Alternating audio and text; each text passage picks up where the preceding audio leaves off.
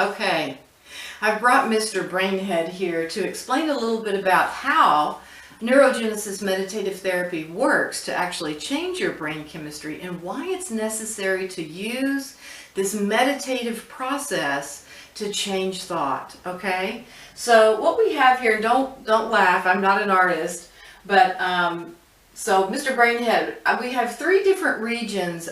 And the first one, and these are actually layers I call from just how we experience our environment.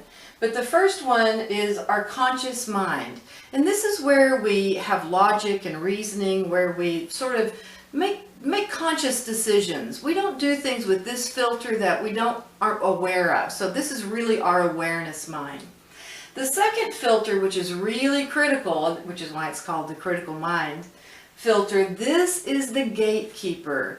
Now this is sort of between consciousness and subconsciousness. This right here is where we gatekeep information coming in. We make instantaneous decisions about things that are safe. Do we feel threatened by something?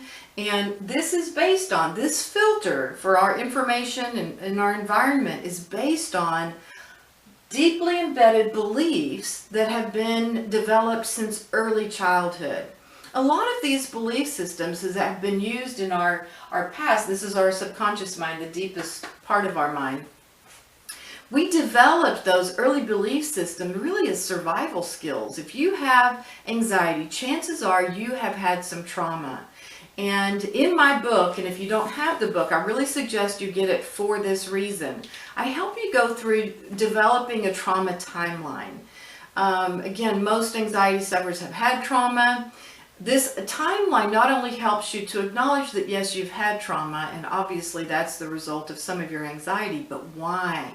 Here, I help you find out what messages you developed from early childhood traumas that have given you the thought processes and thought habits that you have today that make your world feel threatening.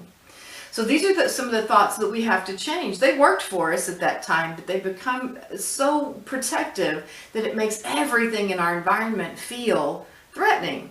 So in order to be able to get to that deeply embedded place where those old messages lie, it's important to go into a state of meditation using the processes I just told you about, the progressive relaxation, deepening into that relaxation, that connectivity that you and I are going to have on a really deep trust level, that I'm going to give you the best, positive, hopeful, healing information that is for your best good and will cause the expression of those feel-good hormones to actually help in the healing process.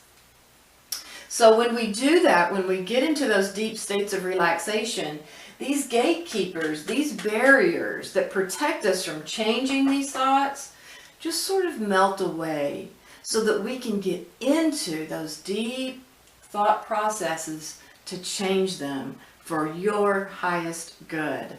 Another thing I want to tell you about this process is that when we go from our habits of stress response to a new habit created through the process of meditation, to learning and being intimately familiar with our relaxation response, that actually causes new pathways to develop in the brain, and that's called neuroplasticity. You can look neuroplasticity up and learn a little bit more about it and how it relates to the process of change with meditation, but that's just to tell you, meditation is powerful. I always say, don't underestimate the power of these feel-good therapies. Okay, now it's time to get started